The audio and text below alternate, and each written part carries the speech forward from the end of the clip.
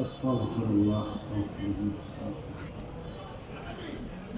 سبحانك لا علم لنا إلا ما علمتنا رب اشرح لي صدري ويسر لي أمري واحلل عقدة من لساني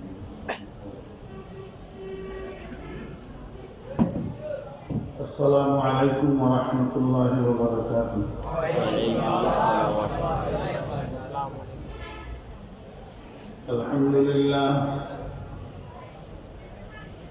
الحمد لله نحمده ونستعينه ونستغفره ونؤمن به ونتوكل عليه ونعوذ بالله من شرور أنفسنا ومن سيئات أعمالنا من يهد الله فلا مضل له ومن يضلله فلا هادي له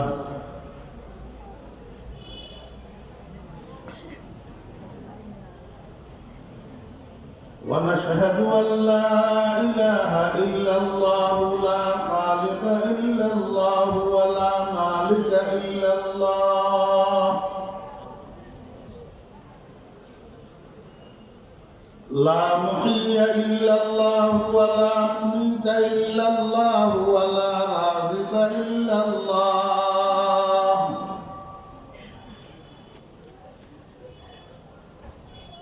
ونشهد أن سيدنا وسندنا وحبيبنا ومولانا محمدا عبده ورسوله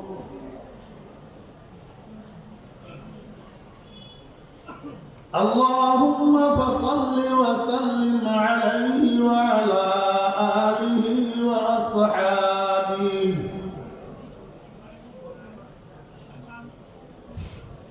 وأزواجه وذرياته وأهل بيته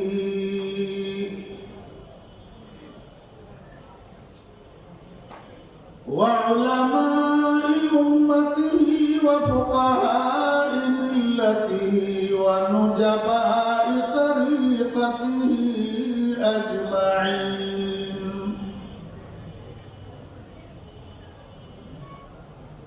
أما بعد فأعوذ بالله من الشيطان الرجيم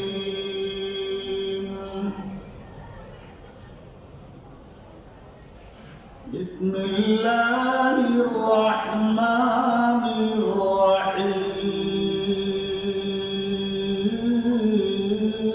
الرحيم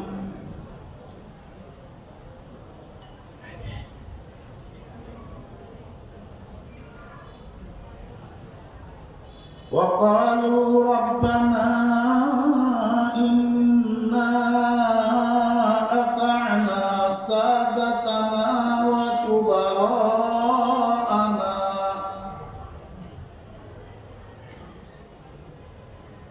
إنا أطعنا سادتنا وكبراءنا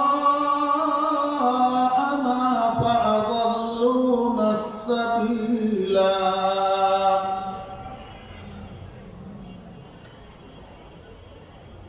ربنا آتهم ضعفين من العذاب والعنهم لعنا كبيرا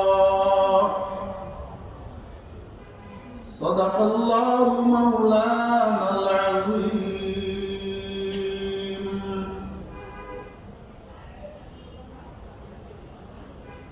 قال رسول الله صلى الله عليه وسلم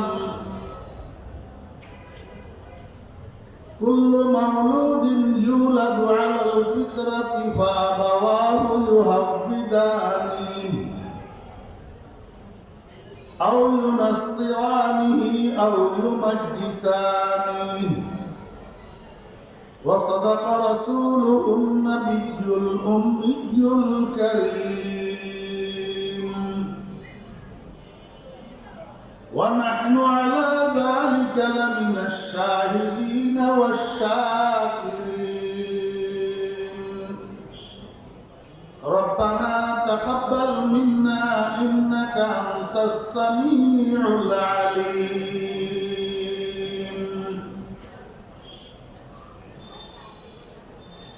محترم صدر جلسہ واجب الاحترام گرامی قدر حضرات علماء کرام সমাবেত সর্বস্তরের ধর্মপ্রাণ মুসলমান ভাইয়েরা, আমার প্রাণপ্রিয় যুবক তরুণ ভাইয়েরা, ছাত্র ভাইয়েরা, পর্দার আড়ালের সম্মানিতা পর্দানসীন মা ও বোনেরা, মহান আল্লাহ রাব্বুল আলামিনের অফুরন্ত অশেষ দয়ার ইহসান আল্লাহ রাব্বুল আলামিন আমাদেরকে আজ 10ই ডিসেম্বর 2025 ইংরেজি তারিখে বাংলাদেশের প্রাচীনতম ঐতিহ্যবাহী দ্বীনি শিক্ষা প্রতিষ্ঠান বসুরহাট আশরাফুল উলুম মাদ্রাসার আজকের এই মহতী সালানা জলসায় আমাদেরকে অংশগ্রহণ করার তৌফিক দিয়েছেন। এই জন্য আমরা সবাই মহান রব্বুল আলামিনের শুকর আদায় করি, আলহামদুলিল্লাহ। আলহামদুলিল্লাহ।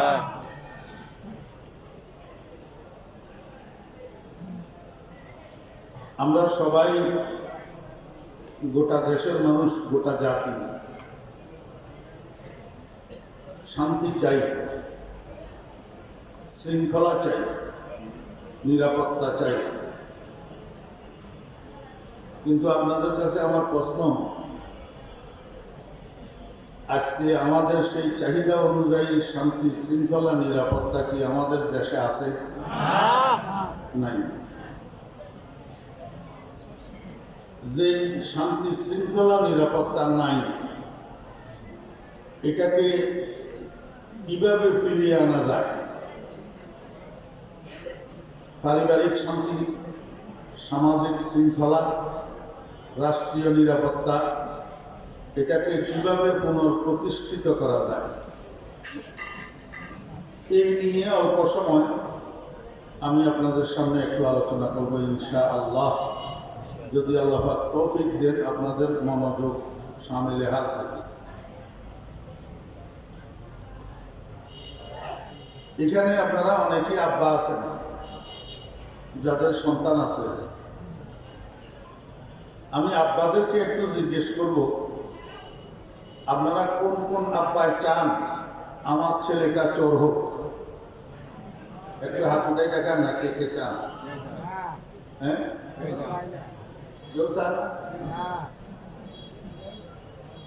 আমার ছেলেটা ডাকাত হোক, আমার ছেলেটা সন্ত্রাসী হোক, আমার ছেলেটা খুনি হোক, আমার ছেলেটা মদদি হোক, আমার ছেলেটা জুয়ারি হোক, আমার ছেলেটা হাইজেকার হোক, কোনো আব্বা চায় না। জি, যে ট্রাকের ড্রাইভারটা মদ খাই ঢুলে,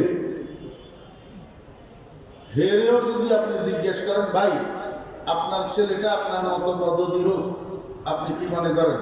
তোবা নাউজুবিল্লাহ, দরকার নেই। ঠিক না ঠিক? একটা লোক সারাদিন বাসে বাসে ঘুরে আর মানুষের পকেট মারে, এই লোকটারে যদি আপনি জিজ্ঞাসা করেন, ভাই আপনার ছেলেটা আপনার মতো পকেট মার হোক, আপনি কি চান? তোবা নাউজুবিল্লাহ, দরকার নেই।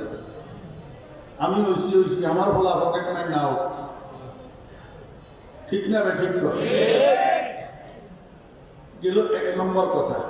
2 নম্বর কথা, আজকের যুগ জ্ঞান বিজ্ঞানের যুগ। মানুষ যত গরিব হোক, নিজের সন্তানগুলাকে শিক্ষিত বানাইতে চায়। একটা কুলি, দিনমজুর, একটা রিক্সা ড্রাইভার, এমনকি একটা ভিক্ষুক পর্যন্ত ভিক্ষা করি হইলেও নিজের সন্তানটাকে লেখাপড়া শিখাইতে চায়। জি, সন্তানটাকে শিক্ষিত বানানোর জন্য কেউ অ্যারাবিক লাইনে পাঠায়, কেউ জেনারেল লাইনে পাঠায়। উদ্দেশ্য হলো আমার ছেলেটা একজন বড় মুফতি হবে, মুহাদ্দিস হবে, অথবা একজন বড় অফিসার হবে।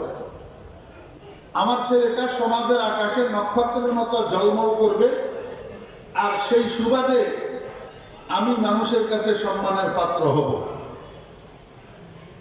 কিন্তু আফসোস,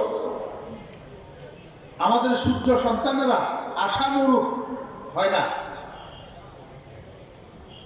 আমরা শিক্ষিত হওয়ার জন্য শিক্ষা প্রতিষ্ঠানে পাঠাই, কিন্তু আমাদের সন্তানগুলা শেষ পর্যন্ত সেখান থেকে সুশিক্ষিত হইয়া বাইর হয়।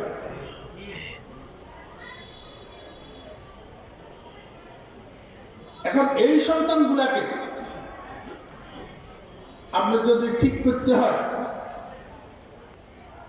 তাহলে আপনাকে কি করতে হবে? 10 বছরের একটা কর্মসূচি হাতে নিতে হবে। কয় বছর? সবাই বলে কয় বছরের কর্মসূচি? 10 বছর। 10 বছর। কি কর্মসূচি? এখন সমাজে যাদের বয়স 5, 6, 7, 8, 9, 10, 11, 12, 13, 14, কয় বছর হয়েছে? 10 বছর। মনোযোগ নেই। 6, 7, 8, 9, 10, 11, 12, 13, 14, 15, কয় বছর? এই 10 বছরের একটা কর্মসূচি হাতে নিতে হবে আপনাকে। কেন? এই বয়সের মানুষ যেগুলো আছে এগুলোর পিছনে মেহনত করতে হবে। এদেরকে সুশিক্ষিত, সুসন্তান, সুনাগরিক, চরিত্রবান, সভ্য, ভদ্র করে গড়ে তুলতে হবে। এক কথায় জেনারেশন পরিবর্তন করতে হবে। এখন থেকে একটা ছেলের পিছনে যদি আপনি মেহনত করেন, যদি ছেলেটার বয়স 5 বছর হয়, আগামী 10 বছর পরে তার বয়স হবে 15 বছর। এখন যদি একটা ছেলের বয়স 6 বছর হয়, 10 বছর পরে তার বয়স হবে 16 বছর। এখন যদি একটা ছেলের বয়স 7 বছর হয়, 10 বছর পরে তার বয়স হবে 17 বছর। এখন যদি একটা ছেলের বয়স 8 বছর হয়, 10 বছর পর তার বয়স হবে 18 বছর। আপনারা আমার কথা পরীক্ষা করে দেখিয়ে, সমাজে যত কুকীর্তি আছে এই সমস্ত কুকীর্তির সাথে জড়িত ম্যাক্সিমাম 15 থেকে 25-এর মানুষেরা। 15 থেকে 25। একটা মানুষের জীবনের এই 10টা বছর হলো জীবনের ফাউন্ডেশন অফ লাইফ। এটাকে যদি একটা মানুষ যদি নিয়ন্ত্রণ করে গড়ে তুলতে পারে, তো ওই মানুষটা উন্নতির চরম শিখরে পৌঁছায়। আর একটা মানুষকে যদি এই 10 বছরের মধ্যে যদি চরিত্রবান করিয়া, ভদ্র করিয়া, সভ্য করিয়া গড়ে তোলা না যায়, 90 বছরে ওই মানুষটা আর ঠিক হয় না। এই জন্য এই 10 বছরের কর্মসূচি আমাদেরকে হাতে নিয়ে, এখন যে বাচ্চাগুলোর বয়স 5 বছর, এই বাচ্চাগুলা কিভাবে চরিত্রবান হইয়া, সুশিক্ষিত হইয়া, সুনাগরিক হইয়া, সভ্য হইয়া, ভদ্র হইয়া, দিনদার হইয়া গড়ে উঠে, এটার পিছনে মেহনত করতে হবে। যদি এইভাবে কোনো আব্বা, কোনো অভিভাবক মেহনত করেন, 10 বছর যদি 10 বছর পর আপনার ফ্যামিলি কন্ডিশন যদি পরিবর্তন না হয়, তা আমার মুখের উপরে থুতু মারি দিয়ে।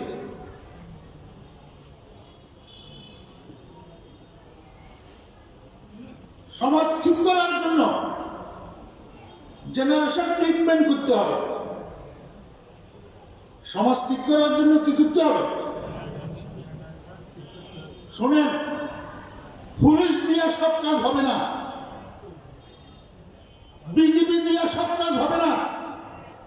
এমনকি সেনাবাহিনী দিয়েও নয়। সেনাবাহিনীর গাড়িতে আগুন জ্বালায় নাই, জ্বালায় নাই আগুন। কিন্তু আমি যেই পদ্ধতি আপনাদেরকে বলতেছি, এই পদ্ধতি যদি জাতি অবলম্বন করে তাহলে পুলিশ লাগবে না, বিজেপি লাগবে না, সেনাবাহিনী লাগবে না, আপনার রাষ্ট্রীয় শান্তি শৃঙ্খলা নিরাপত্তা অটোমেটিক প্রতিষ্ঠিত হবে ইনশাআল্লাহ।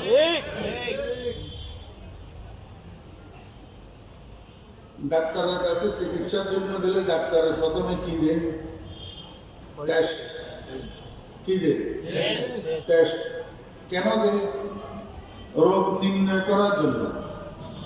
রোগটা ধরা পড়লে মেডিসিন লিখতে সুবিধা, ট্রিটমেন্ট করতে সুবিধা। আসেন আগে আমরা একটু রোগ নির্ণয় করি, রোগ কোথায়। আমাদের সূর্য সন্তানগুলাকে আমরা কলেজ ইউনিভার্সিটি বা মাদ্রাসায় পাঠাই সুশিক্ষিত নাগরিক তৈরি হওয়ার জন্য, কিন্তু আমাদের সন্তানগুলা নষ্ট হয় কেন? এই সন্তানগুলা নষ্ট করে কারা? একটু গোড়ায় যেতে হবে। মনে রাখবেন, সন্তান নষ্ট করে 4 জন। কয়জন? 4 জন। সবাই বলে 4 জন। সন্তান নষ্ট করে কয়জনে? 4 জনে। 1 নম্বর মা। 1 নম্বর মা। আপনারা কবেন হুজুর কোরআন হাদিসের ভিতরে আল্লাহ রাসূল মায়ের এত ফজিলত বর্ণনা করলেও, এত হক এত অধিকার বর্ণনা করলেও, আর আপনি বানাইলেন মায়ের সন্তান নষ্ট করার প্রথম কারিগর।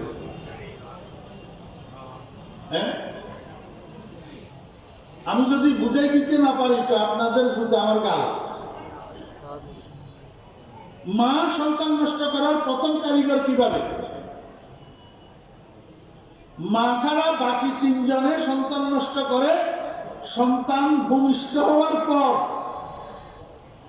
আর মা সন্তান নষ্ট করে সন্তান পেটে থাকতে। ঠিক। মা সন্তান নষ্ট করে কখন? সন্তান পেটে থাকতে। বলবেন হুজুর কেমনে?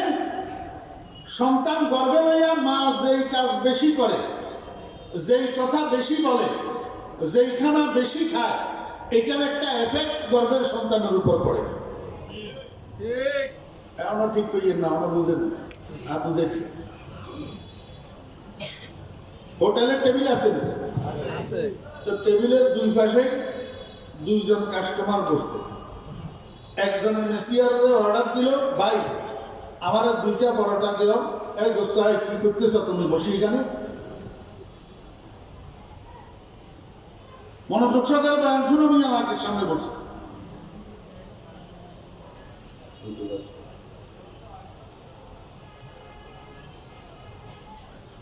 এখন নতুন করে ভিডিও করার, ওয়াজ ভিডিও করার কোনো দরকার নেই। খালি আমার নামের অর্ধেক লেখি ইউটিউবে সার্চ দিও, আর অর্ধেক গুগলে লিখে দিবি।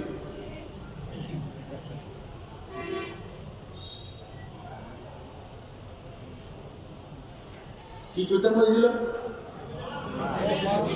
এক কাস্টমারে অর্ডার দিল মেসিয়ারে, ভাই আমার 2টা পরোটা দাও আর শিরা বাড়াই একটা মিষ্টি দিও। শিরা বাড়াই তার মানে উনি মিষ্টি শিরার মধ্যে সুবাই সুবাই পরোটা দুটোটা খাইবে। আরেকজনে অর্ডার দিল মেসিয়া, ভাই আমার 2টা পরোটা দিও আর একটু কাঁচা মরিচ বাড়াই একটা ডিম মামলেট দিও। কথা বুঝছেন না বুঝেন? এই 2 জন কাস্টমারের থেকে, অর্ডারের থেকে আপনারা কি বুঝলেন? একজন মিষ্টি প্রিয় আর একজন জাল প্রিয়। একজন মিষ্টি প্রিয় আর একজন জাল প্রিয়। দুজনের চেহারা একই, সুরত একই, হাত পাও একই, নাক কান চোখ সব একই, কিন্তু রুচির ভিন্নতা। রুচির ভিন্নতা। একজনের রুচি ঝাল, আরেকজনের রুচি। এই রুচির বিভাজনটা হইল কোথায়? এই রুচির বিভাজনটা হচ্ছে মায়ের পেটে। কোথায়? মায়ের পেটে। এই জন্য আমি আমার সারা বাংলাদেশের মাহফিলগুলোতে একটা কথা বলিয়া বেড়াই, যে সন্তান যখন গর্ভে আসে তখন স্বামী স্ত্রী সাবধান। স্বামী স্ত্রী সাবধান। সন্তান গর্ভে থাকা অবস্থায় বাসার মধ্যে স্বামী স্ত্রী ঝগড়া করবেন না, একজন আরেকজনকে গালাগালি করবেন না, বাসার মধ্যে স্বামী স্ত্রী মারামারি করবেন না। যদি করেন তো ভূমিষ্ঠ হওয়ার পরে আপনার সন্ত্রাসী হবে, ব্যাপ্তব হবে, অসভ্য হবে। কারণ হে তো কারখানার থেকে শিখি বাই দিচ্ছে এগুলা। কথা বুঝলেন? কারখানার মধ্যে একটা ডাইস থাকে, ডাইস, এই ডাইসের থেকে প্রোডাক্ট বাইর হয়। এখন এই গ্লাস যে বানাইছে, কাঁচ কাঁচ, এটারে আগুনের মধ্যে দিয়ে গলায় ডাইসের মধ্যে ফেলে। ডাইসের একদিকে দিয়ে কতুরা যদি একটু ভাঙ্গা থাকে তো এই গ্লাসের এখান থেকে কতুরা ঠেবা বাইরে দেখবে, বুঝে ন? ডাইসের ভিতরে এক সাইডে দিয়ে কতুরা যদি কি থাকে, ভাঙ্গা থাকে, তো গ্লাসের একদিকে দিয়ে কতুর ঠেবা বাইরে দেখবে। হ্যাঁ, ঠিক তদ্রুপ মানুষ বানানোর ডাইস হল মায়ের ফ্যাট। এই ডাইসের ভিতরে একটা সন্তান যদি নষ্ট হয়, এটাকে 70 বছর পর্যন্ত ঠিক করার আর কোনো সুযোগ নেই। এই জন্য কিতাবের মধ্যে লিখতেছে যে মা সন্তান গর্ভে লইয়া পর্দায় চলে, মনোযোগ আছে, ফসল করলে তো আর শান্তি লাগবে না।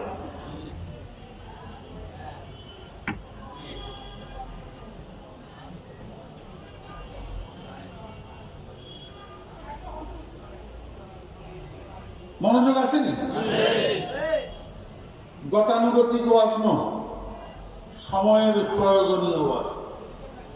এই জন্য মনোযোগ সহকারে শুনতে হবে। সন্তান গর্ভের মধ্যে লইয়া মা যদি পর্দায় চলে, সন্তান মেধাবী হয়, ট্যালেন্ট হয়, জ্যোতি হয়। আর যেই মা সন্তান গর্ভে লইয়া বেনিটি ব্যাগ কান্দে ঝুলাইয়া মার্কেটে মার্কেটে, রাস্তায় রাস্তায়, বাজারে বাজারে ড্যাং ড্যাং করে, এই সন্তান মায়ের পেট থেকে মেধা খর্ব, বোকার দামিশ হইয়া পারে। আবার আপনারা মুরব্বীরা কনছেন যে আমরা মা দাদিরা কেমন শিক্ষিত আছে, হ্যাঁ, আমরা মা দাদিরা এমন শিক্ষিত আছে।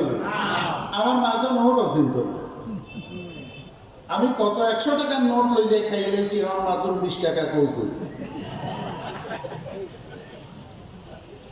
চিন্ত না। পারে গোবার পরে শনিবার দিন মাদ্রাসায় যাওয়ার সময় মারে 100 টাকার নোট একটা দিছি, দিয়ে গেলাম যে মা এই ধরো তোমার 500 টাকা দিয়ে কিছু খাইয়ে। আসলে নোট কত? 100। সোমবারে আমাদের বাজার, তো বাজারে যাওয়ার সময় আব্বা বলছে তোমার তো কে আসে না, যত বাজার করতাম টাকা নাই, টাকা দেওয়া না থাকলে হাওলাত আমি তোমার আবার দিব। আমার মা বলছে আমার মালাম সাহেব যাবের সময় 500 টাকা দিয়েছে খেবের লাই, হেগুন আপনারা দিলে দিতে পারি, তবে ফেরত দিতে। তারপর বলছে দেও, আবার ফেরত দিন। তারপর মায়ের নোট এটা আমি আবার দিতে দিচ্ছি, আবার তো তাপস ইঞ্জিন কি 100 টাকার নোট, আরে তোমার কিছু মানে 100 টাকা ইঞ্জিন 100 টাকার নোটে না। আর মা কাউ হুদা কথা কই না, আমি আর ঠকামি বুদ্ধি করছি। আর মামা সাহেব করে দিয়েছে 100 টাকার নোট। আমার বোন একটা ছোট বোন, এটির আসল নাম হলো কোথাদা, তো ডাকে সবাই বোনা ধর। তা আমার আপনার ট্যাক্সে গায়ে ওনাদের দিকে আয় নোট ইন কত রে, কয়ে 100 টাকার নোট। এবারে আমার মা বিশ্বাস করছে। এবারে কস যে আর হতে খেয়াল করে না, আর হতে আর দ্বিতীয় লাখ দিল 500 টাকা, ওই 100 টাকার নোট যে উঠছে ওরা আরেক মনে নিয়ে আসি, হাতে খেয়াল করে না, ভূতেরে বাঁচাচ্ছে। এটার নাম মা, এটার নাম কি?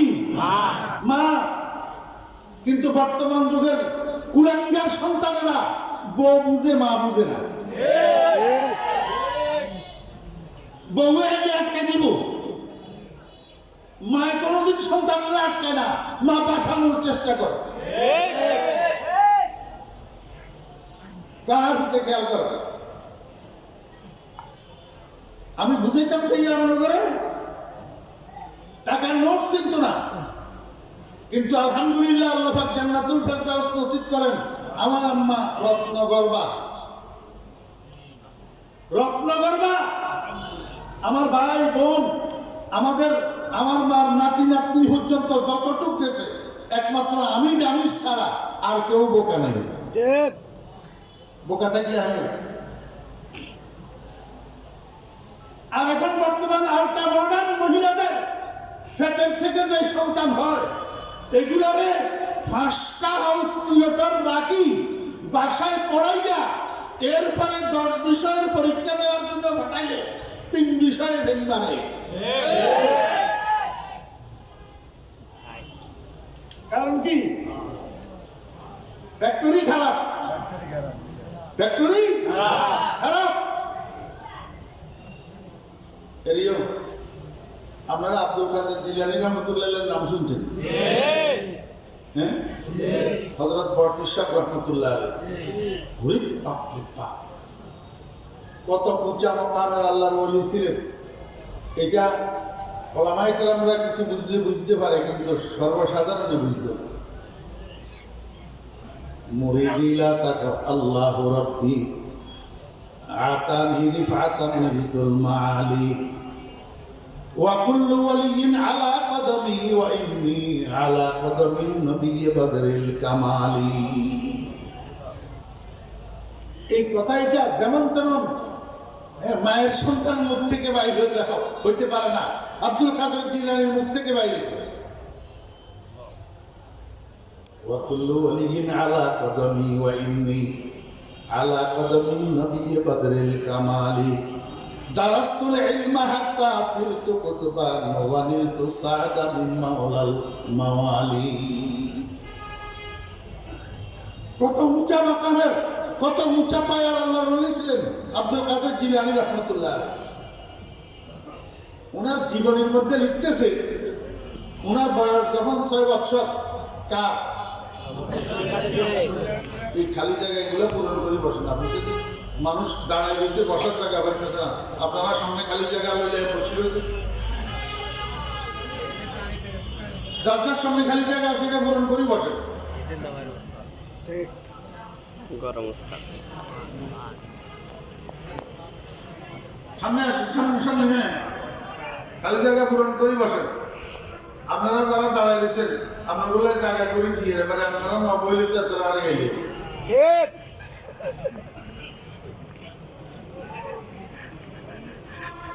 আল্লাহু আকবার। মনোযোগ আসেনি? আব্দুল কাদের জিলানী রহমতুল্লাহ আলাইহি বয়স যখন 6 বছর, উনার মা উনারে একটা হাফেজিয়া মাদ্রাসায় লই গেছে। সুবহানাল্লাহ। লই যাই হাফেজ হুজুরে কয়, হাফেজ হুজুর ইয়ারু আব্দুল কাদের বয়স 6 বছর, এখনো কোনো শিক্ষা প্রতিষ্ঠানে ভর্তি করাইনি, কোনো ওস্তাদের সামনে বসাইনি। জীবনের প্রথম আপনার কাছে নিয়ে আসছি একটা আরজু নিয়া। আরজু হলো আমার ছেলেটা পরে যা হবে হবে, জীবনের শুরুতে আগে কোরআনের হাফেজ হবে। আমার একটু আপনারা বুঝে থেকে বলেন, মুসলমান হিসাবে, রাসূল আকরাম সাল্লাল্লাহু আলাইহি ওয়াসাল্লামের উম্মত হিসাবে প্রত্যেকটা মার এই আরজু যদি হতো যে আমার ছেলে পরে যা হবে হবে, আগে কোরআনের হাফেজ হবে, তাহলে আজকে বাংলাদেশের পাইলট গুলো হাফেজ হতো, রেলের ড্রাইভার গুলো হাফেজ হতো, বাসের ড্রাইভার গুলো হাফেজ হতো, ইউনিভার্সিটির প্রফেসর গুলো হাফেজ হতো, ডাক্তার গুলো হাফেজ হতো, উকিল গুলো হাফেজ হতো, ব্যারিস্টার গুলো হাফেজ হতো, জজ গুলো হাফেজ হতো। সব মারা আর করিয়ে যাও হোক না, পরে হবে, মুফতি হবে, মুহাদ্দিস হবে, ইঞ্জিনিয়ার হবে, ডাক্তার হবে, জজ হবে, ব্যারিস্টার হবে, কিন্তু জীবনের শুরুতে মুসলমান হিসাবে আমার সন্তান আগে কোরআন।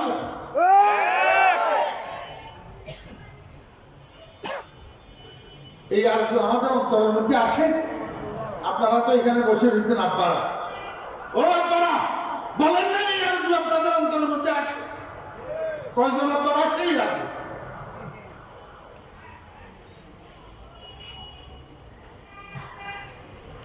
আব্দুল কাদের জিলানী রহমতুল্লাহ আলাইহির মা কয় হাবেশা হুজুর আমার ছেলেটাকে আমি আপনার কাছে রেখে গেলাম, আপনি আমাকে একটা হাফেজে কোরআন উপহার দিবেন। এই কথা বলি আব্দুল কাদের জিলানী রহমতুল্লাহ আলাইহির মা বাড়িতে চলে গেছেন। হাবেশা হুজুর কয় বাবা আব্দুল কাদের দিকে আসো, আমার সামনে বসো, আমার মুখে মুখে একটু পড়ো আউযু বিল্লাহি মিনাশ শাইতানির রাজিম বিসমিল্লাহির রহমানির রহিম আলহামদুলিল্লাহি রাব্বিল আলামিন আর রহমানির রহিম মালিকি ইয়াউমিদ্দিন। হাবেশা হুজুর সূরা ফাতিহাটাকে শুরু থেকে শেষ পর্যন্ত 2-4-5 7 দৌড়াইয়া আব্দুল কাদেরকে পড়াইয়া এবার কয় বাবা আব্দুল কাদের এই যে সূরাটা তোমারে আমি এতক্ষণ পড়াইলাম এটার নাম সূরা ফাতিহা, এটা তুমি আমার একটু মুখস্থ শুনাইতে পারবা কিনা এখন? আব্দুল কাদের কয় জি হুজুর পারবো। কয় তাহলে একটু শোনাও। আব্দুল কাদের বুকে হাত দিয়া শুরু করছে আউযু বিল্লাহি মিনাশ শাইতানির রাজিম বিসমিল্লাহির রহমানির রহিম আলহামদুলিল্লাহি রাব্বিল আলামিন। হাবেশা হুজুর চোখ বন্ধ করে শুনতে আছে, আব্দুল কাদের শুনিতে আছে। হাবেশা হুজুরের খেয়াল হইল যখন সূরা ফাতিহা শেষ হবে গায়রিল মাগদুবি আলাইহিম ওয়ালাদ-দাল্লিন আমিন, তখন তো আব্দুল কাদের থেমে যাবে। কিন্তু ঘটনা উল্টা, আব্দুল কাদের তো থামে না। আমিন বলার পরে এবার আব্দুল কাদের কয় বিসমিল্লাহির রহমানির রহিম আলিফ লাম মিম যালিকাল কিতাব লা রাইবা ফীহি হুদাল লিল মুত্তাকিন। হাবেশা হুজুর চোখ খুলি শিশু আব্দুল কাদেরের দিকে তাকিয়ে রয়েছে, ব্যাপারটা কি? আব্দুল কাদের তো আমিন পর্যন্ত থেমে যাওয়ার কথা ছিল, কিন্তু এখন তো দেখি সামনের দিকে চলে, কিছু কয় না। দেখি কতটুক যায়। শিশু আব্দুল কাদের এই সূরা বাকারার শুরু থেকে যে তেলাওয়াত শুরু করছে আর তো থামে না। তেলাওয়াত করতে একেবারে 18 পারা যাইয়া থামছে। কত ভাড়া? হাবেশা হুজুর কয় কে আসো? এই আব্দুল কাদের মারে একটু খবর দে। আব্দুল কাদেরের মা আসছে। হাবেশা হুজুর কয় বোন আপনি না বলে গেলেন আপনার পোলারে আপনি কোনো শিক্ষকের সামনে বসান নাই, কোনো শিক্ষা প্রতিষ্ঠানে ভর্তি করার নাই, জীবনের শুরুতে আপনি আমার কাছে নিয়ে আসছেন। তা আমি তো আজকে প্রথম দিন সূরা ফাতিহাটা শুরু থেকে শেষ পর্যন্ত আব্দুল কাদেরকে পড়াইলাম আর আমাকে শুনাইতে বললাম। এখন আব্দুল কাদের সূরা ফাতিহা তো শুনাইলো, সেই সাথে 18 পারা কোরআন শরীফ যে আমার মুখস্থ শুনাইয়া দিল। এইটা কি কারবার? আব্দুল কাদের 18 পারা কোরআন শরীফ কোথায় মুখস্থ করল? আব্দুল কাদের জিলানী রহমতুল্লাহ আলাইহির মা কয় হাবেশা হুজুর আমি একজন মহিলা, আমি একটু বেশি কোরআন তেলাওয়াত করি, বেশি কোরআন তেলাওয়াত করি। আমি কাজের ফাঁকে একটু অবসর পাইলেই ওযু করি, কোরআন শরীফ লইয়া বসি। আমার চাহিদা অনুযায়ী যে 24 ঘন্টায় আমার পর্যাপ্ত কোরআন তেলাওয়াত হয় না, সেই রাত্রে আমার ভালো ঘুম হয় না। আমার ভাইরা দোস্ত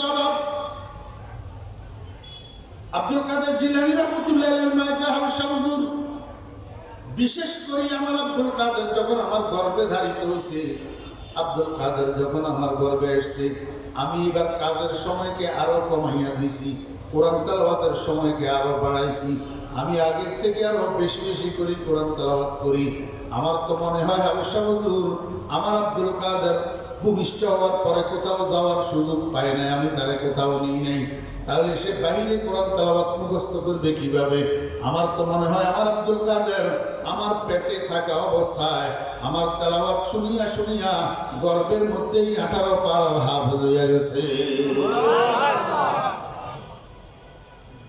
তামাশা দেখছেন? বাপ ভালো তার বেটা ভালো, মা ভালো তার জি, গাই ভালো তার বাছুর ভালো, দুধ ভালো তার ঘি। বুয়াতে পাকি জাতি নত পাকে কিরদার জেনা জাদা না বাশত জুজ জেনা কা যে মরদম সব মরদম নাজায়ত যে গুন্দম যাও যে যাও গুন্দম নায়াত গোলে আমরা যে হাবদার হয় না হুফতা যে গুলজার খলিলুল্লাহ সে গুফতা। হযরত ইউসুফ আলাইহিস সালামের জুলাইখা হাতম খানার মধ্যে নিয়ে আবদ্ধ করছে। আবদ্ধ করে ইউসুফ আলাইহিস সালামের কাছে যৌন কামনা পুরা করার আবদার করছে।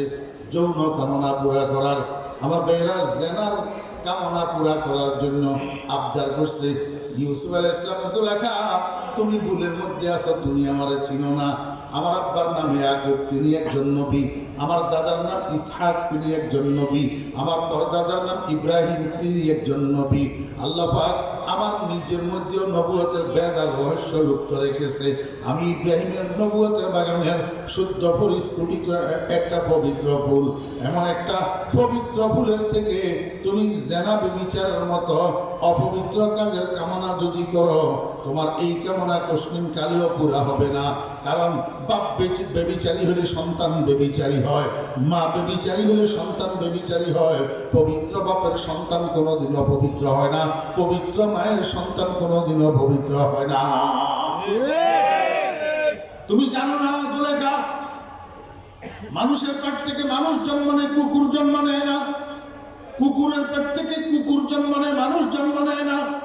ধানের ছড়ার মধ্যে ধান পাওয়া যায়, গম পাওয়া যায় না। গমের শীষের মধ্যে গম পাওয়া যায়, ধান পাওয়া যায় না।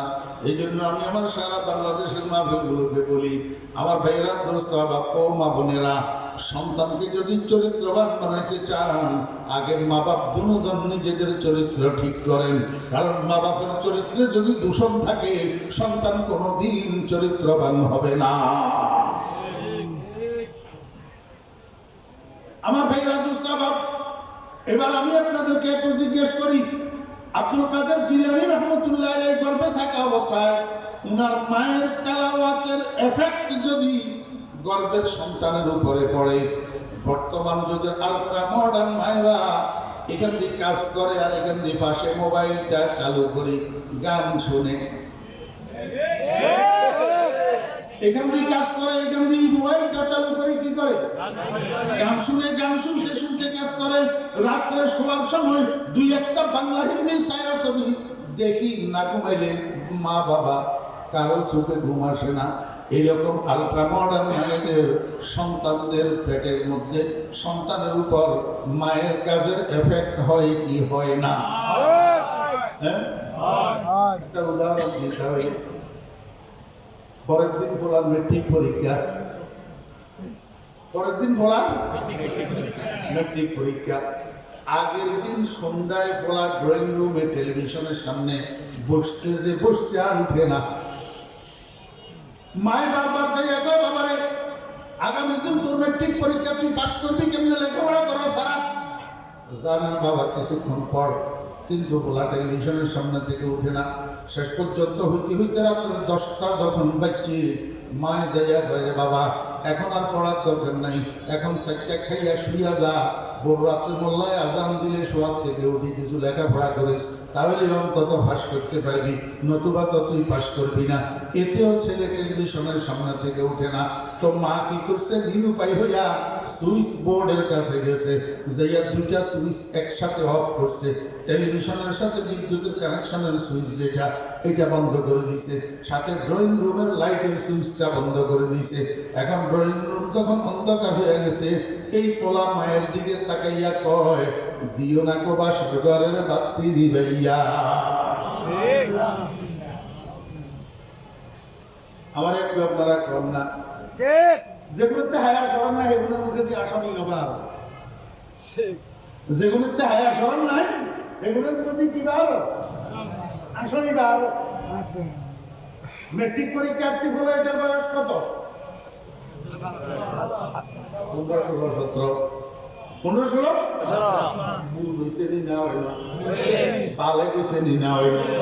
এখন এই পোলা যদি মায়ের দিকে তাকাইয়া এমন একটা কথা কয়, মা এটার কি অবস্থা হয়? যা হওয়ার তা হয়েছে, সঙ্গে সঙ্গে মাথায় চক্কর দিয়া ধুম করে পড়ছে মেঝের উপর, ফ্লোরের উপর। এই তো বাসার মধ্যে হইচই পড়ে গেল।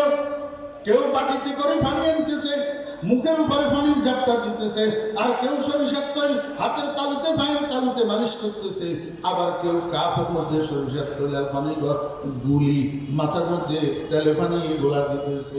আমার ভাইয়েরা দোস্ত আবার হইচই শুনি আমি রুমের থেকে বাইরে এলাম। এই ফ্লাইটার ইমিডিয়েট ছোট একটা বোন ছিল, তারা জিজ্ঞেস করলাম কি রে বাসায় কি হয়েছে? কয় আঙ্কেল ভাইয়া তো আগামী দিন ম্যাট্রিক পরীক্ষা, ভাইয়া পড়তে বসে না, শুধু টেলিভিশনের সামনে বসে থাকে। রাত্রে যখন 10টা বাজে মা ড্রয়িং রুমের বাতিটা নিভাইয়া দিছে। বাতি নিবানোর সাথে সাথে ভাইয়া মায়ের দিকে তাকাইয়া কয় দিও না গো বাসার ঘরের বাতি নিভাইয়া। এই কথা শুনি মা মাথা ঘুরাই পড়ে গেছে, বেহুশ হইয়া রয়েছে। বেহুশ হাঁটতে হাঁটতে 2 কদম কথা বলতেছি, এর মধ্যে মহিলাটা হুঁশ আসে গেছে, চোখ খুলছে, আমার সামনে দেখি কয় ভাইয়া দেখলেন নি ভোলায় আমারে কি কইল? আমি কইলাম তোরে তো এখন 3টা লাথি দেওয়া দরকার। তোরে এখন 3টা? বাসার মানুষ সব আমার দিকে হাত করে তাকাই দিয়েছে, হুজুরে কি কইল? ওই বেচারি বেহুশ হইল, বেহুশের থেকে হুঁশে আসলো, হুজুরের সাক্ষী করলো। এখন হুজুরে কয় বলে 3 লাথি দিত বলে। আমি কই তোমরা ব্যাখ্যায় আমার দিকে কি চাইতেছ? আমি কেন 3 লাথি দিতে গেছি এটা তো তোমরা জানো না। এই মান্যা এটার নাম থুইছিও আমি,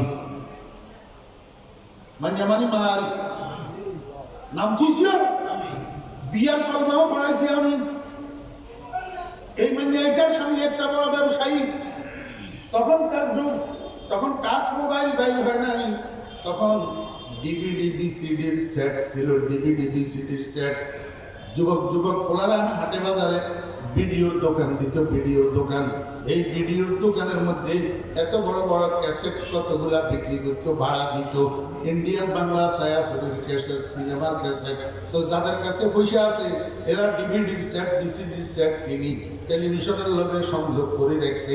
এবারে বাজারে তুম ওই ক্যাসেট এগুলা কিনে আনি ডিভিডি মেশিনের মধ্যে ঢুকে দিলে টেলিভিশনের মধ্যে পূর্ণ দৈর্ঘ্য ছায়াছবি 3 ঘন্টা পর্যন্ত চলে। লাগের এই দেশে আইন হয়েছে, এটা কেন তুই লাগে? এই মানে এইটার স্বামী ছিল বড় ব্যবসায়ী, ঘরের ভিতরে 56 ইঞ্চি টিভি রঙিন, সাথে ডিভিডি। প্রতি রাত্রে দোকান বন্ধ করে যাওয়ার সময় একটা বাংলা ছবির ক্যাসেট, একটা হিন্দি ছবির ক্যাসেট এতে লই যায়। স্বামী স্ত্রী দুজন শুইয়া শুইয়া 2-2টা পূর্ণ দৈর্ঘ্য ছায়াছবি দেখি, তারপরে ঘুমায়। আমি অনেকবার সতর্ক করছি মেয়েরে, বাবারে তোর পেটের ভিতরে সন্তান, একটু তোর খেয়াল করা দরকার। এইভাবে প্রতি রাত্রে 2-1টা করে বাংলা হিন্দি ছায়াছবি দেখা ছাড়া যে ঘুমোস না, একদিন টের পাবি তোর এই কাজের এফেক্ট তোর গর্ভের সন্তানের উপরে পড়তেছে। এটা সেই মাইয়া, আর এই পোলা সেই মাইয়ার পোলা। আজকে আমার কথা লাগছে না লাগে নাই? এখন কেন মাথা ঘুরাই পড়স? এখন কেন মাথা ঘুরে পড়স? এই পোলাকে এই জাতীয় দর্শনের গানের ভাব নিয়ে বাইরেছে, তুল ফেলে তুল। এর যে সুন্দর কথা এই পোলার মুখ থেকে তুই কিভাবে আশা করবি? এবার আমরা বুঝছেন নিয়ে একটু মায়ের পেটে দেখতে মায় কেমনে সন্তান নষ্ট করে। আমার মেয়েরা বুঝতে অভাব, এবার ভূমিষ্ঠ হওয়ার পরে মায়ের সন্তান নষ্ট করে, ভূমিষ্ঠ হওয়ার পরে মায়ের সন্তান নষ্ট করে। তখনও পর্যন্ত বাপের, চাচার, জ্যাঠার, মামার কোনো কার্যক্রম সেখানে চলে না, একমাত্র মায়ের চলে। আমার ভাইয়েরা বুঝতে অভাব, একটা ছেলের বয়স যখন 1-1.5 বৎসর, 1-1.5 বৎসর, তখন একটু একটু হামাগুড়ি দিয়া সামনের দিকে আগাইতে পারে। এই সময়ের মধ্যে বাচ্চায় পেশাব করে নিজের পেশাব নিজের হাতে ধরে, পায়খানা করে নিজের পায়খানা নিজের হাতে ধরে, গরম পেশাব পায়খানা দুটোটারে কসলাইয়া মুখের মধ্যে দিয়া দেয়। না আপনারা দেন না,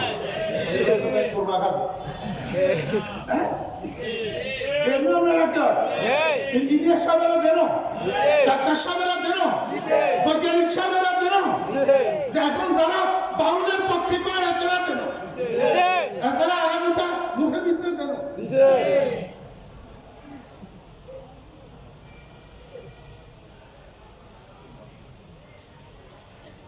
হাতে আউলিয়া সরকার, কি সরকার? আউলিয়া সরকার হাতে হাতে লাই মোহাম্মতে দল খেলা আমরা দেশের নেতা কতগুলা আউলিয়া সরকার আরে কি কি হে আউলিয়া সরকার কি আছে তোমরা জানোই জানোই তোমরা আউলিয়া সরকার আউলিয়া সরকার এক নম্বর কইছে তোর কোথায় এত নাচতে কয়টা কোথায় নাচতে কইলো কুল আউযু বিরাব্বিন নাস মালিকিন নাস ইলাহিন নাস মিন শাররিল ওয়াসওয়াসিল খান্নাস আল্লাযী ইউওয়াসওয়িসু ফি সুদুরিন নাস মিনাল জিন্নাতি ওয়ান নাস খালি নাচতেই কয় তোর কোথায় এত নাচতে কয়টা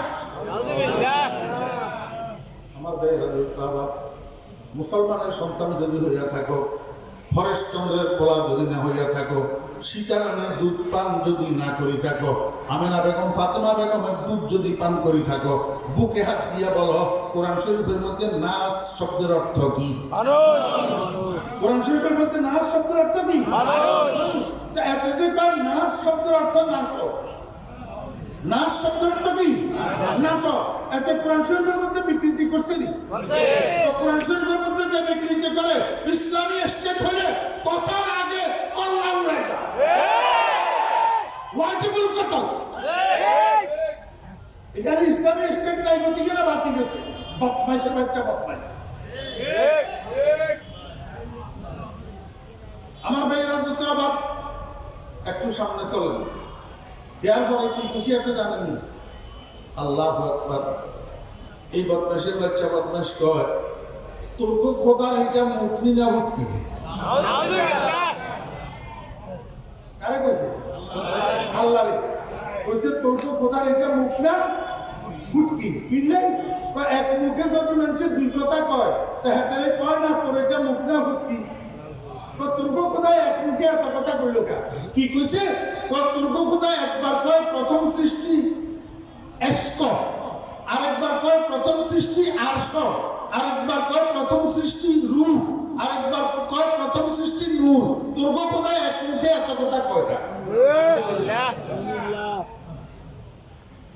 আমার ভাইয়েরা দোস্ত আহবাব আমার প্রথম কথা হলো যে কথাগুলার হাতে আল্লাহ দিকে লাগাইছে এই কথাগুলো আল্লাহ কয় নাই এই কথাগুলো আল্লাহ কয় নাই এগুলো হলো সব হাদিসের কথা সব কি হাদিসের কথা তোর মধ্যে সবগুলা কথা হাদিসের কথা না কিছু কিছু আছে সত্য হাদিস আর কিছু কিছু আছে জাল হাদিস কিছু কিছু আছে কি জাল হাদিস এখন হাদিস কি নবীর কথা না আল্লাহর কথা তো হাতে নবীর কথারে মানুষের কথারে নিয়া আল্লাহর দিকে লাগাইয়া আল্লাহরে দোষারোপ করি আক্রমণ করি করতেছে তোর খোদার এটা মুখটা হুটকি মুসলমানের বাচ্চা তোমার আব্বারে যদি কেউ মন্দ করে তোমার গা জ্বলে তোমার মারে যদি কেউ মন্দ করে তোমার গা জ্বলে তোমার নেতারে যদি কেউ মন্দ করে তোমার গা জ্বলে তোমার আল্লাহরে মন্দ করার পরে তোমার মনটা জ্বলে না বরং তুমি আবুল্লাহ সরকারের পক্ষে কথা কও তুমি গোড়ার ডিমের ইমানদার নি তোমার ইমান আছে নি তুমি মুরতাদ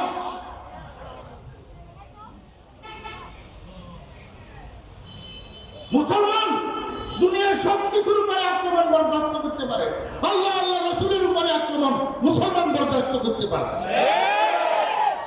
তাহলে মনে হযরত আবু বকর সিদ্দিক রাদিয়াল্লাহু আনহু মসজিদে নববীতে আসা যাওয়া করে নামাজ পড়ার জন্য মসওয়াক্ত ইহুদি একটা রাস্তার পাশে দাঁড়ায় সব সময় আবু বকরের টিটকারি করে শুনেই এখন আমাদের যুগের মানুষ কতগুলো এরকম আছে রাজনৈতিক দলের কর্মী নামে বেদিন রাজনৈতিক দলের কর্মী নামে বেদিন দলকানা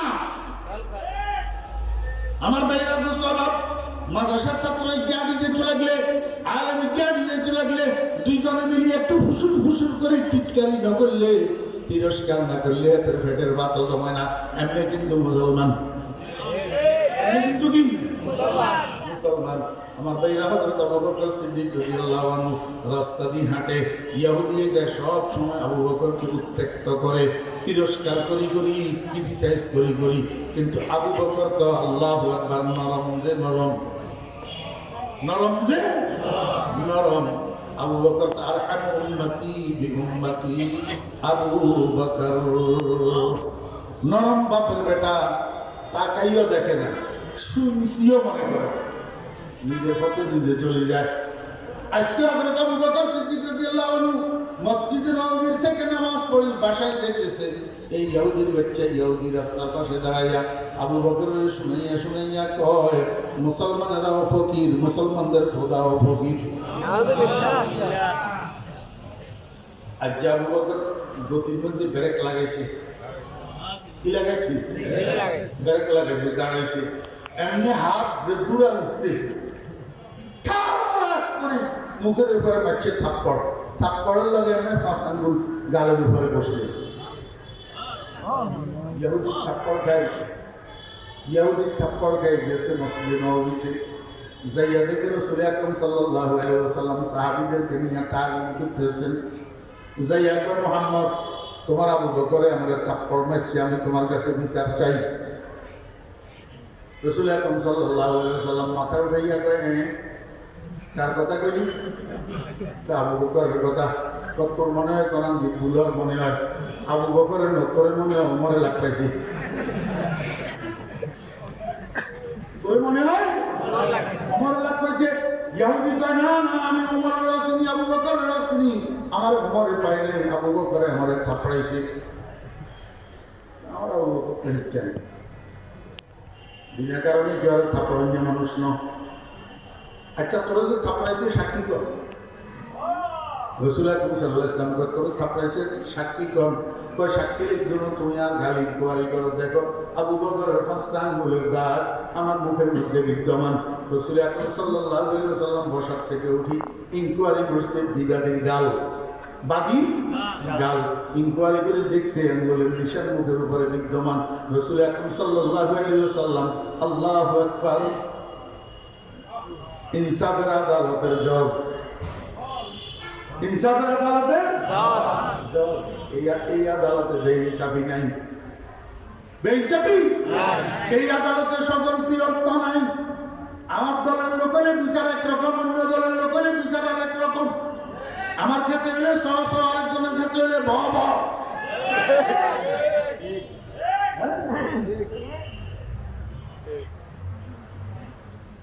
খুরমা খাসি কোটে আসতে হবে, দেখছো 12 বাড়ি গৃহস্থ, 13 বাড়ি চোর, জায়গার নাম হারামখোর।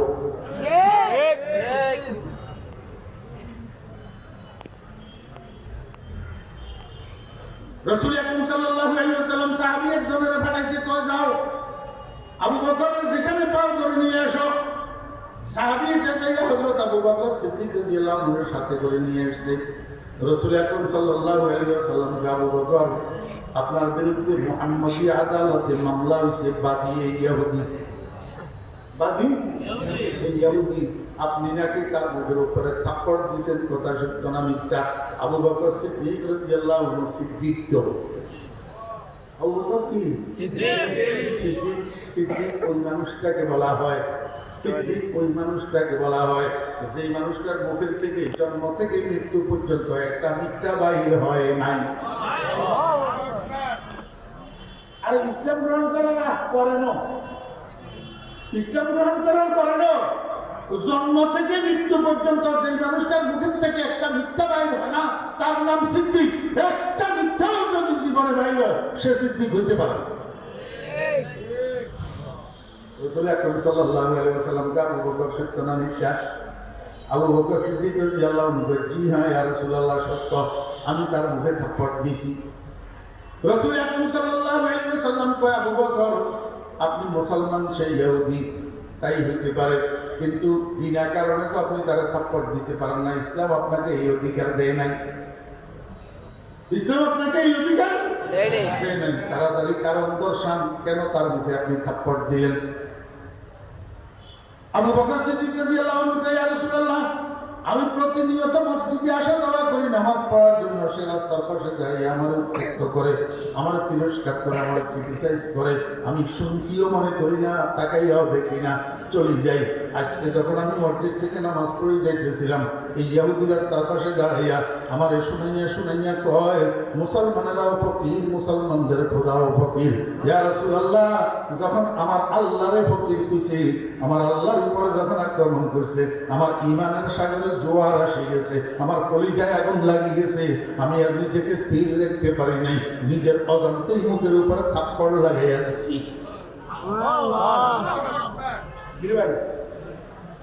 এটা ইমানি টাকা না, এটা কি বুকের ভিতরে যদি ইমান থাকে, তাহলে তোর বউ আক্রমণ করলে তুই বরদাস্ত করতে পারবি, তোর ছেলে আক্রমণ করলে তুই বরদাস্ত করতে পারবি, মেয়ে আক্রমণ করলে বরদাস্ত করতে পারবি, সম্পদের উপরে আক্রমণ হলে বরদাস্ত করতে পারবি, এমনকি তোর নিজের জানের উপরে আক্রমণ হলেও বরদাস্ত করতে পারবি। কিন্তু আল্লাহর উপরে আক্রমণ হলে, রসুলের উপরে আক্রমণ হলে তুই বরদাস্ত করতে পারবি না, যদি সত্যিকার তোর বুকে ঈমান থাকে। কিসের বিএনপি, কিসের আওয়ামী লীগ, কিসের জাতীয় পার্টি, কিসের ছাত্রলীগ, কিসের ছাত্রদল? ইমানদার, ইমানদার, ইমানদার।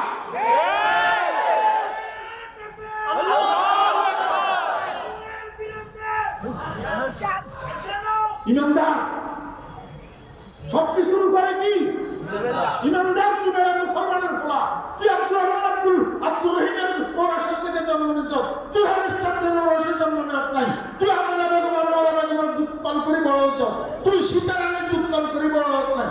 কিসের দল, কিসের মত? সবার আগেই না।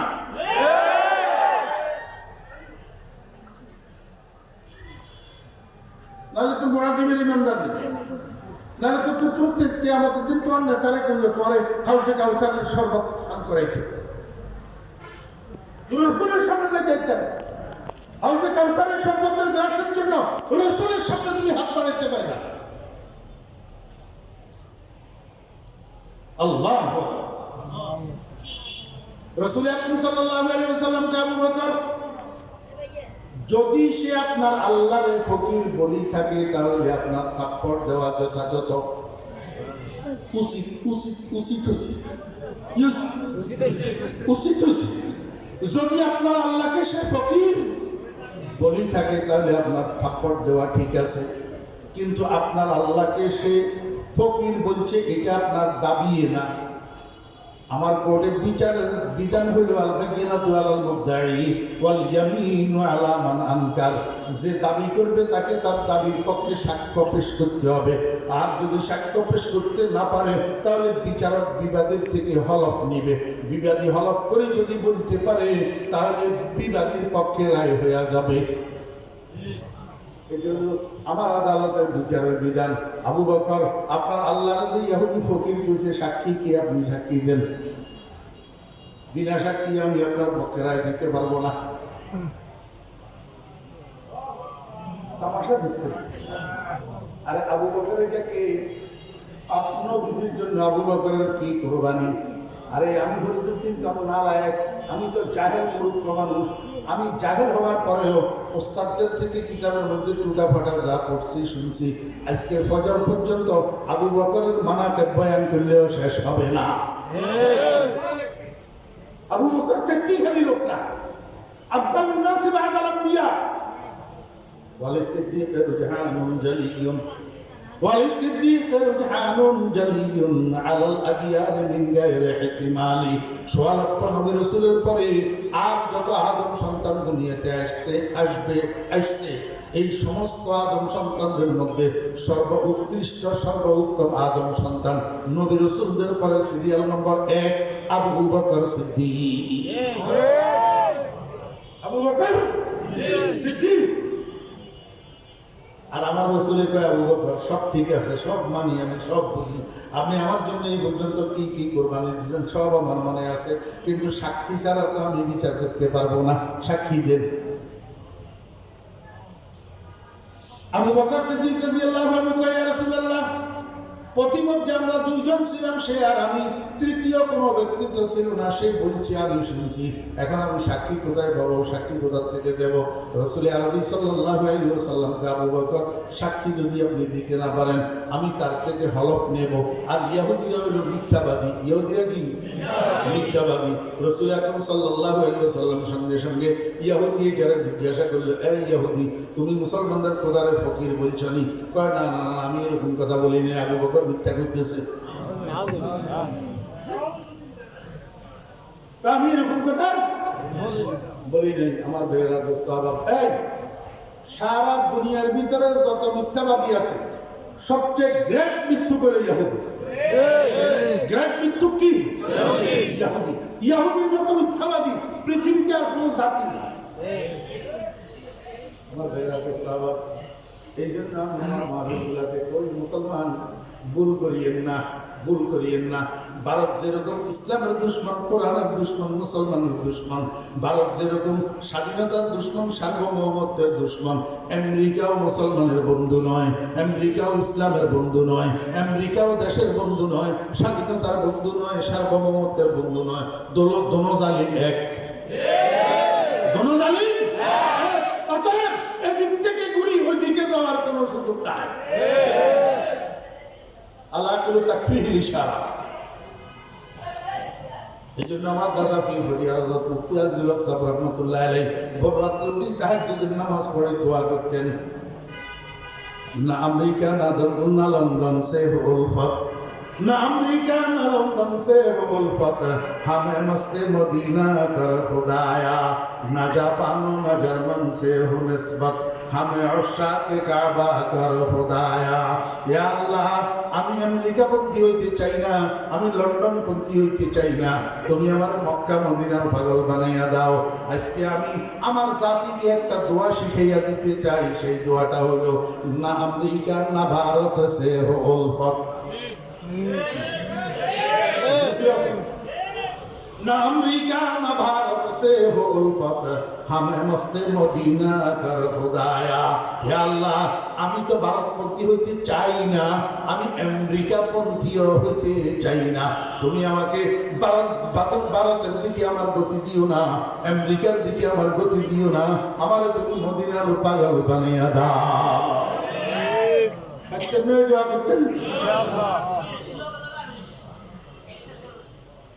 ইহুদিকে আমি এরকম কথা কই, আবু বকর মিথ্যা কথা বলতেছে, দেখছেন নি জামাটা? কিন্তু রাসূল আকরাম সাল্লাল্লাহু আলাইহি ওয়াসাল্লামকে আবু বকর যখন হলফ করেই বলছে, ইহুদি বিবাদী হলফ করে বলছে সে মুসলমানদের খোদারে ফকির বলে নাই, এখন আমি তার পক্ষে রায় দিতে বাধ্য হব। কি রায়? আপনি তাকে যেমন এইভাবে একটা থাপ্পড় দিয়েছেন, অনুরূপভাবে সে একটা থাপ্পড় আপনাকে দিয়ে প্রতিশোধ নিবে, এটাই হবে আমার বিচার। আমার ভাইরা, রাসূল আকরাম সাল্লাল্লাহু আলাইহি ওয়াসাল্লামের জবান থেকে এই কথা শোনার সাথে সাথে আবু বকর সিদ্দিক রাদিয়াল্লাহু আনহু দুই চোখের থেকে বৃষ্টির পানির মতো পানি ঝরা আরম্ভ হয়েছে। হায় রে কপাল, আমি তো তার নির্জনে থাপ্পড় দিয়েছিলাম, কেউ দেখে নাই, আর এই গরম মজলিসের মধ্যে ইহুদি বুঝি আমার মুখে থাপ্পড় দিবে বুঝি। আমার আল্লাহ আর সে আদিম থেকে তাকাইয়া রয়েছে, সব দেখতেছে। জিব্রাইলের ডাকছে, ও জিব্রাইল, তাড়াতাড়ি আয়, এক সেকেন্ড যেন দেরি না হয়, আমার বন্ধুর মুখের থেকে আবু বকরের বিরুদ্ধে বিচারের রায় যেন বাহির না হইয়া যায়, তাড়াতাড়ি আয়, আমার বন্ধুর কাছে ওহী লইয়া যা, কোরআন লইয়া যা আমার বন্ধুর কাছে, কোরআনের মাধ্যমে আমার বন্ধুরে জানা ইহুদির বেচ্চা মিথ্যা করতেছে, ইহুদি যে আমার ফকির কইছে সেটা দুনিয়ার কোনো মানুষ না শুনলেও আমি শুনছি। আজকে আবু বকরের পক্ষে সাক্ষী দেওয়ার জন্য পৃথিবীর কোনো মানুষ না থাকলেও আমি আল্লাহ আবু বকরের পক্ষে সাক্ষী দিয়া দিলাম। লাকাদ সামিআল্লাহু কাওলাল্লাযীনা ক্বালু ইন্নাল্লাহা ফকীর। মনে আছে নি কি বুঝাইতে চাইলাম? ইমানদার সবকিছুর উপরে আক্রমণ বরদাস্ত করতে পারে, কিন্তু আল্লাহর উপরে আক্রমণ বরদাস্ত করতে পারে না। যেমনি ভাবে আবু বকর পারে না, তেমনি ভাবে কিয়ামত পর্যন্ত আবু বকরের সৈনিকেরাও পারবে না আল্লাহর উপরে আক্রমণ।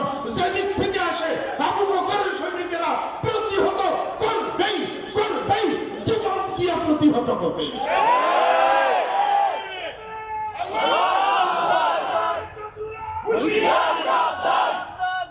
আল্লাহু আকবার। আমার ভাইয়ের ইসলাম এখন সন্তান ভূমিষ্ঠ হয়েছে, মনে আছে না? বলি গেছে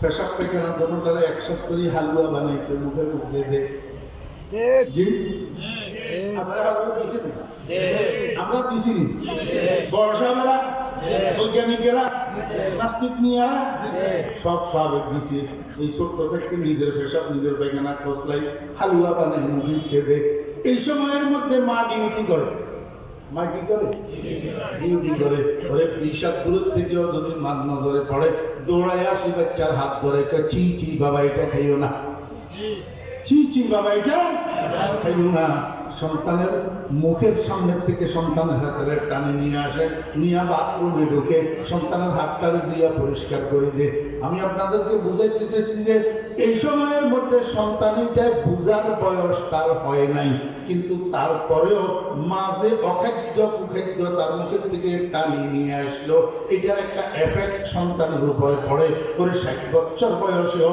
এই সন্তান মুখের মধ্যে কোনো অখাদ্য মুখে নিবে না কোনো কুখাদ্য মুখে নিবে না কারণ মা তারে শিক্ষা দিয়ে দিছে তার বয়স হওয়া লাগবে না তার বুঝ হওয়া লাগবে না পেটের ভিতরে কি তার বুঝ ছিল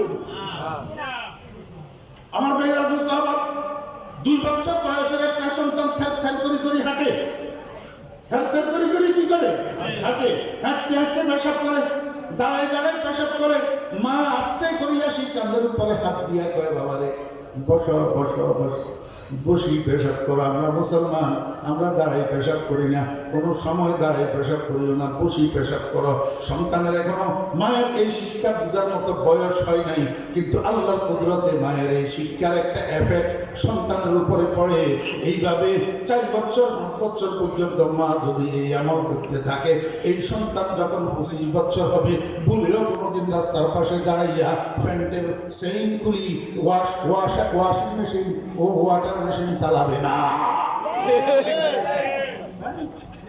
মায়ের শিক্ষা মায়ের কোল সন্তানের প্রথম পাঠশালা আমার ভাইয়েরা দোস্ত হযরত ইব্রাহিম আলাইহিস সালাম ইসমাঈল আলাইহিস সালামকে নিয়ে গেছে মিনার মানহারে কুরবানি দেওয়ার জন্য উপর করে শোয়াইছে কলিজার টুকরা সন্তানের এখন গর্দানের উপরে ছুরি চালাবে এই টাইমের মধ্যে ইসমাঈলে কয় আব্বা একটা কাজ করেন আমার হাত পাগুলোকে একটা রশি দিয়ে একটু ভালো করে বাঁধেন ইব্রাহিম আলাইহিস সালাম করবে এটা কি করবে বাবা আমি স্বপ্নে দেখছি স্বপ্নের মধ্যে আমার আল্লাহ আমাকে নির্দেশ দিয়েছে তোমাকে জবাই করার জন্য কোরবানি দেওয়ার জন্য এটা তো আমি তোমারে জানাইছিলাম তুমি তো সম্মতি প্রকাশ করছো তুমি তো ধৈর্যশীলদের থেকে তোমাকে পাবো এটা তুমি আমাকে বলছো তাহলে তুমি যদি সম্মত হও তাহলে বাঁধতে হবে কেন বান্দা লাগে তো জোর করে জবাই করতে গেলে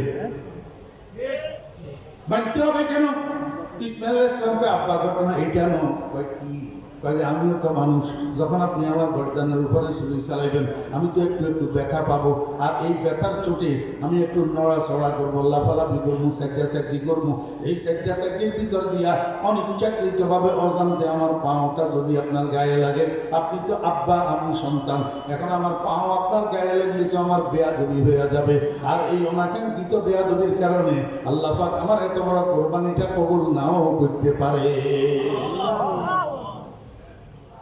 नमक तब की करामत थी न फैजान नबूवत था नमक तब की करामत थी न फैजान नबूवत था सिखाया किसने इस्माइल को आदा बेफरजंदी ओ मेरा दोस्त बाप বর্তমানের পোলারা বাপের মর্যাদা বুঝে না বাপের সম্মান বুঝে না বাপের মাঝখানে শোয়াই খাটের চতুর্দিকে দিয়ে পেট্রোল ডালি আগুন লাগে দেয় বাপের বুকের উপরে পিস্তল ধরে আমার ভাইয়েরা বাপ হসপিটালে মারা গেছে এখন ডাক্তারে ফোন করছে আপনার আব্বা মারা গেছে আপনার আব্বারে নিয়ে যান দাফন করেন ছেলে কয় আমার আব্বারে এই মুহূর্তে আমরা আনতে পারবো না আঞ্জুমানে মফিদুল ইসলামে দিয়া দেন তারা আমার আব্বারে দাফন করুক আমার ভাইয়েরা দোস্ত বাপ কারণটা কি ওই সন্তান মায়ের কোলে এই শিক্ষা পায় নাই বাপের মর্যাদা কি বাপের সম্মান কি এই শিক্ষা পায় নাই ওই ইসমাঈল আলাইহিস সালাম 7 বছরের বাচ্চা ইসমাঈল বুঝছিল আমার পাও যদি আমার আব্বার গায়ের সাথে লাগে তাহলে আমার বেয়াদবি হবে এই শিক্ষা ইসমাঈল কোথায় পাইল ওই ইসমাঈলের মা হযরত হাজেরা আলাইহিস সালামের কোলে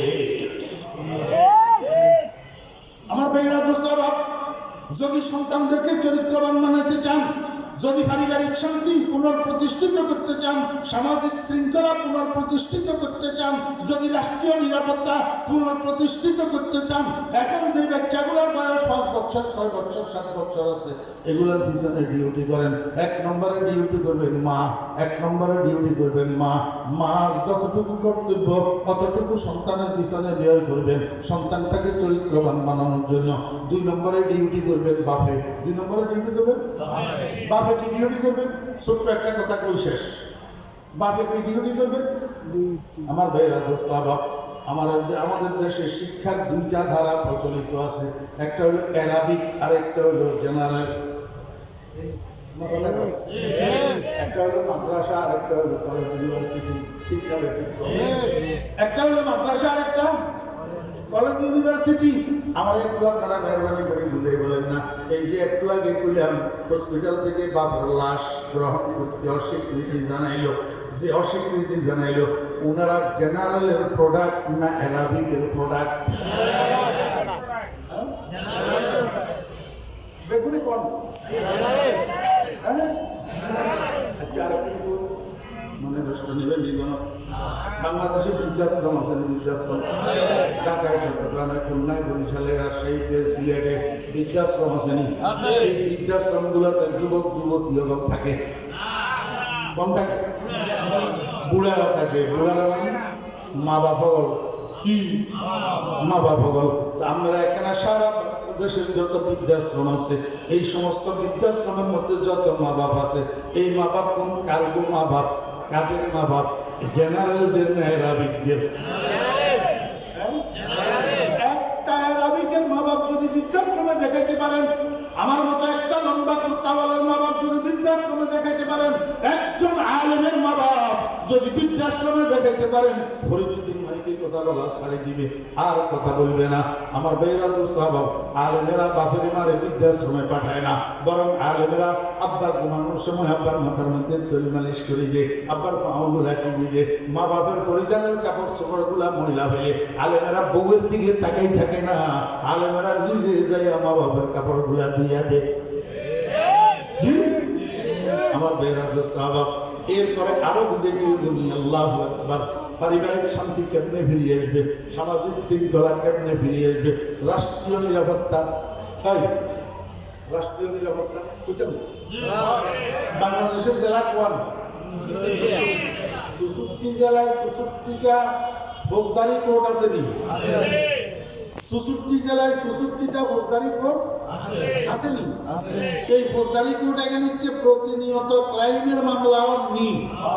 চুরির মামলা, ডাকাতির মামলা, হাইজ্যাকের মামলা, রাহাজানির মামলা, খুনের মামলা, ধর্ষণের মামলা, লুটতরাজের মামলা, দুর্নীতির মামলা, মদের মামলা, জুয়ার মামলা, প্রতিনিয়ত এই মামলাগুলা হইতেছে কিনা?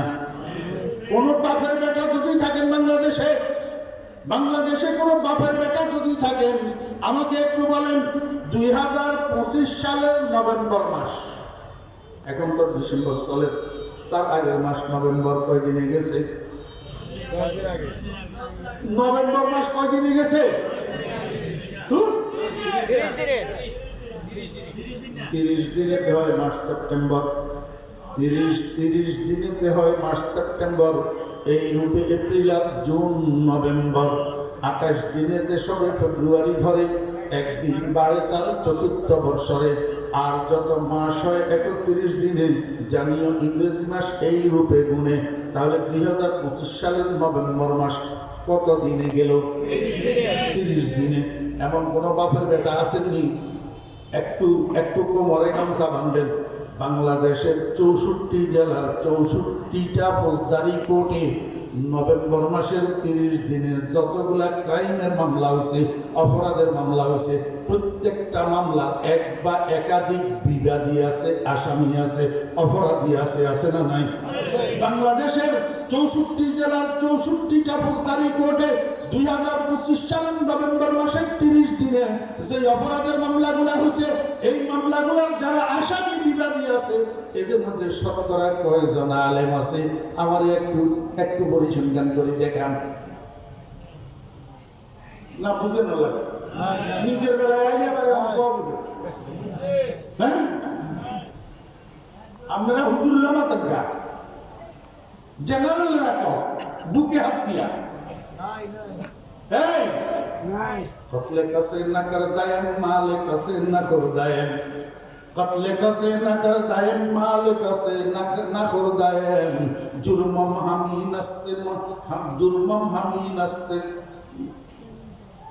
ভুলে গেছি ওই না কয় কতলে কসে না কর দায়েম মাল কসে না কর দায়েম জুরমম হামি নস্তে কে মন আশিকে উ গশতায় আলেমেরা কাউরে খুন করে না আলেমেরা দেশের সম্পদ আত্মসাৎ করে না আলেমেরা আরেকজনের হক মারি খায় না আলেমদের অপরাধ হলো শুধু আল্লাহর কথা কেন কয় রাসূলের কথা কেন কয় এটাই হলো আলেমদের অপরাধ আমার ভাইয়েরা বুঝতে হবে আজকে সারা বাংলাদেশের 64 জেলার 64 ফৌজদারি কোর্টে যত আসামি মামলা হতেছে আসামির বিরুদ্ধে নভেম্বর মাসের একটু হিসাব করে দেখেন শতকরা কত পার্সেন্ট আলেম আছে নাই আরে, আচ্ছা আপনারা না কম নাই ধরে নিলাম 75%, হ্যাঁ আলেম অবশ্য 60%, 50%, 20%, আচ্ছা একটা তর্কের খাতিরে 5% ধরলাম,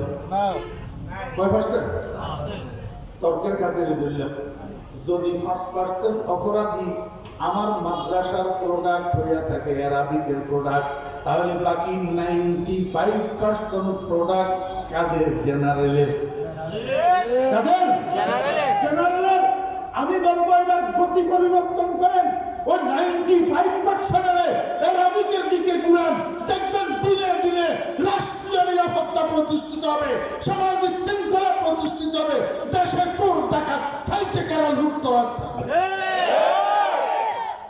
وآخر دعوانا أن الحمد لله رب العالمين